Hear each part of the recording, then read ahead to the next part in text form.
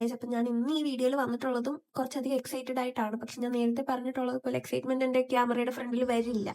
നിങ്ങൾക്ക് കണ്ടാൽ മനസ്സിലാവും, ഒരു സെക്കൻഡ് പോലും എടുക്കാതാണ് ഇത് ബ്ലെൻഡ് ആയി പോയത് ഈ ഒരു സൺസ്ക്രീൻ. അപ്പൊ ഈ എക്സൈറ്റ്മെന്റ് എന്തിനാന്ന് വെച്ചാൽ നമുക്കൊരു ഇന്റർനാഷണൽ ബ്രാൻഡ് അവരുടെ സൺസ്ക്രീൻ സെൻഡ് ചെയ്ത് തന്നിട്ടുണ്ടായിരുന്നു. അത് ഇന്ത്യയിൽ ഇത്ര നാൾ അവൈലബിൾ അല്ലായിരുന്നു, ഇപ്പൊ അവൈലബിൾ ആണ്. അപ്പൊ ഇതൊരു അടിപൊളി സൺസ്ക്രീൻ ആണ്. പക്ഷെ ഇതിന് അത്യാവശ്യം നല്ല റേറ്റ് ഉണ്ട്. പിന്നെ പേഴ്സണലി എനിക്ക് ഇതിന്റെ സ്മെല്ല് ഇഷ്ടപ്പെട്ടില്ല. അല്ലാതെ കംപ്ലീറ്റ് ഓക്കെയാണ്. ഭയങ്കര ലൈറ്റ് വെയിറ്റ് ആണ്. ഇതിന്റെ 2 റേഞ്ചിലുള്ളതാണ് കിട്ടിയേക്കുന്നത്. ഒന്ന് ഡ്രൈ സ്കിന്നിന് പറ്റിയതും ഒന്ന് ഓയിലി സ്കിന്നിന് പറ്റിയതും. ഈ ഡ്രൈ സ്കിന്നിന് പറ്റിയിട്ടുള്ളതാണ് ഞാൻ ഇപ്പൊ യൂസ് ചെയ്ത് കാണിക്കുന്നത്. അത് ഭയങ്കര ഒരു ഗ്ലോ തരുന്ന ഒരു, പക്ഷെ ലൈറ്റ് വെയിറ്റ് ആണ്. നമുക്ക് ഒട്ടും ഹെവി ആയിട്ട് തോന്നില്ല, വൈറ്റ് കാസ്റ്റ് ഇല്ല, ഒന്നുമില്ല. ഭയങ്കര ഒരു ഗ്ലോ കിട്ടുന്നുണ്ട്. അത് ഡ്രൈ സ്കിന്നിന് യൂസ് ചെയ്യാൻ പറ്റിയത്. പിന്നെ ഒരെണ്ണം ഓയിലി സ്കിന്നിന് പറ്റിയത്. അത് നല്ല മാറ്റ് ആക്കുന്ന ഒരു സൺസ്ക്രീൻ ആണ്. അത് ഫേസിൽ ഇട്ട് കഴിയുമ്പോൾ മനസ്സിലാവും. അത് ഞാൻ 2 സൈഡിലായിട്ട് ഇട്ട് കാണിക്കുന്നുണ്ട്. അപ്പം ഒരു സൈഡിൽ ഒരു മാറ്റ് ലുക്കും ഒരു സൈഡിൽ നല്ലൊരു ഗ്ലോയി ലുക്കും ആണ്. ഇതിനൊരു ഒരു പാരസെറ്റമോളിന്റെ ഒക്കെ ഒരു സ്മെല്ലാണ്. അതൊരു പറ്റാത്തൊരു സ്മെല്ലാണ്. ഫസ്റ്റ് യൂസ് ചെയ്തപ്പോൾ എനിക്ക് ഒട്ടും പറ്റുന്നില്ലായിരുന്നു ആ സ്മെല്ല്. പക്ഷെ പിന്നെ കുഴപ്പമില്ല, അത് അഡ്ജസ്റ്റ് ചെയ്യാൻ പറ്റുന്നുണ്ട്. കാരണം സൺസ്ക്രീൻ നല്ലതായതുകൊണ്ട് നമ്മൾ അത് അഡ്ജസ്റ്റ് ചെയ്യണമല്ലോ. പിന്നെ ഇതിനകത്ത് കുറെ മോഡേൺ UV ഫിൽറ്റേഴ്സ് ഒക്കെയാണ് വന്നിട്ടുള്ളത്.